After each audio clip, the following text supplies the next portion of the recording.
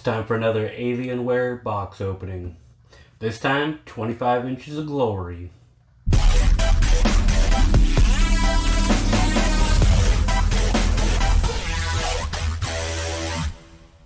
Welcome to Simple Run. So, we got the 25-inch Alienware monitor here. Now, a friend of mine, actually the one I did the Sailor Moon build for, asked for a recommendation on monitor. And I absolutely love my 38-inch. Now, she didn't want to go that extreme, but she did want a white monitor. Now, you don't have a whole lot of options when you come to white monitors. Now, her build has the 1650 in it, so it's not going to go super crazy, but it's going to dial in 1080p good. And I felt like this monitor would hit that sweet spot that she's looking for to give her a nice uplift in, appearance and sharpness and probably brightness as well from the very old monitor she's currently using. And it'll tie in, her whole build and aesthetics as well. Now, before I ramble on too much, which I probably already have, let's get to opening this box and get this thing out of here.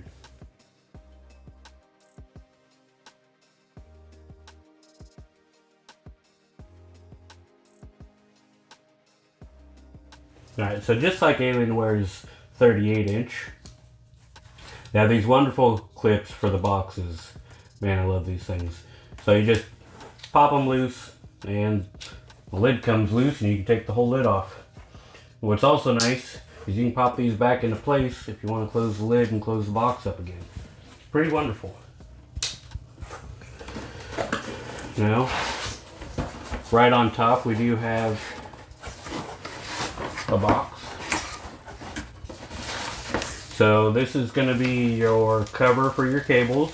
So this will just snap on the back and you can run all your cables through the back or through the bottom and it'll hide the mess. So it does have your general cables.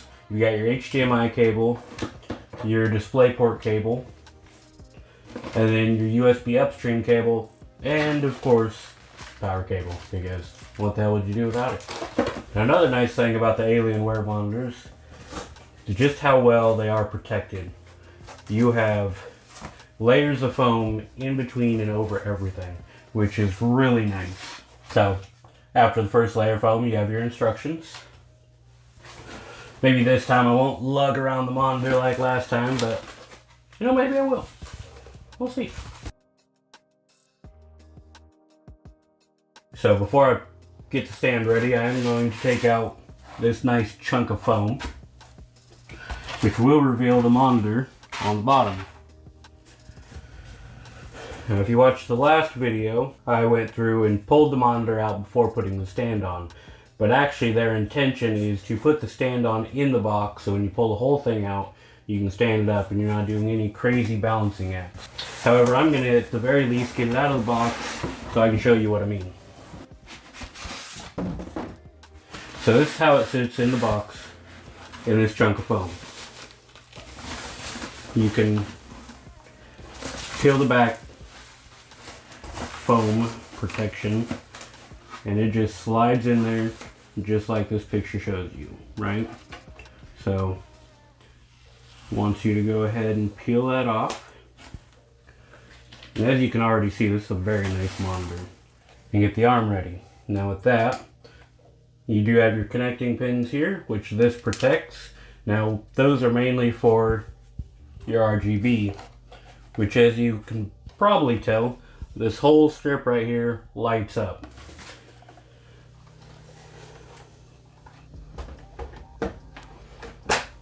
And that's it. Just slides right in and the monitor's ready. Now before we get too far, got to put the fork on the bottom. Now the nice thing about this is it is set up with this little lever you can see, which allows you to twist by hand if you don't have a screwdriver readily available. This will just slide right in place like so. Twist this screw tight, which is very smooth, so you can easily do this by hand. Until when it's tight, do a little extra, pop that down, and your monitor is now ready to come out. Now, as you can see, doing it this way keeps your monitor a lot more protected. Now I'm just going to slide that off. Like I said, there's extra foam everywhere to protect it. And another great thing about the Alienware monitors is their warranty. You have pretty much 3-year full warranty. And they'll replace anything that wears out or breaks, which is wonderful. And if you wanted, I'm pretty sure you can order an extended warranty as well. So if you want a monitor that's going to last you, I still recommend Alienware. Another great thing about this monitor is just how much movement you have. So if you want it vertical, you can run it vertical. You can run it horizontal. You have a pretty good swivel back and forth. You have a pretty good swivel up and down. And you have height adjustment, which is all just weighted so that it just stays wherever you put it. Now all of that makes this great. In fact, I've been thinking about adding this to my 38-inch as a vertical monitor.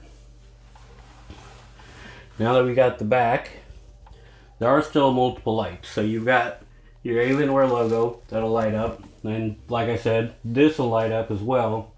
And if it's like the 38-inch, which I believe it is, it'll most likely have a light that shoots down as well. Now you do have all of your buttons right here for your display settings on the monitor. It's also how you change the RGB, and this little guy as well for your directionals. All in all, it's really nice quality, and again, having the white option for a monitor is pretty huge if you're going for an all white build. Now the quality's up there as well. This is still a great monitor, and I'll hook up Wayne Tower here in a second. We'll run it through and see how it functions as well. Now, there's the box opening portion of this video. Now, don't forget to subscribe, as I've still got the in-win build in process and the LS PC build coming up as well. On that, let's get Wayne Tower out here and let's see how this thing does gaming.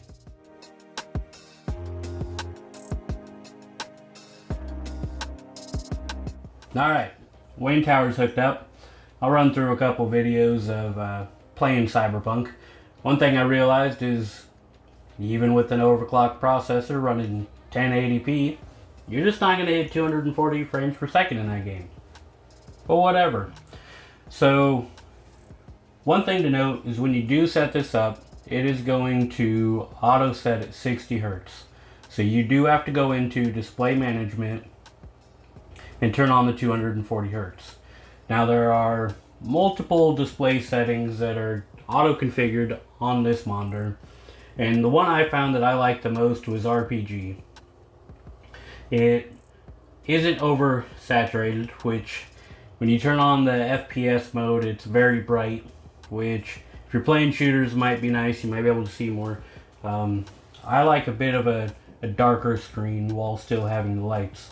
Now, one thing to note is peak brightness is 400, so you're not going to get your crazy HDR. In fact, I don't think this monitor has HDR anyways. But with that being said, for under 300 bucks, the display is gorgeous. The quality of this monitor is fantastic.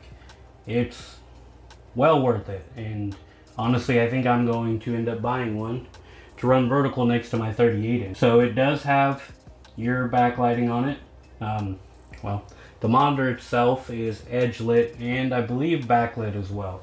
Going through the Dell website, it was kind of hard to tell what they were saying, but it looks like I didn't have any weird smearing of lighting when I was playing.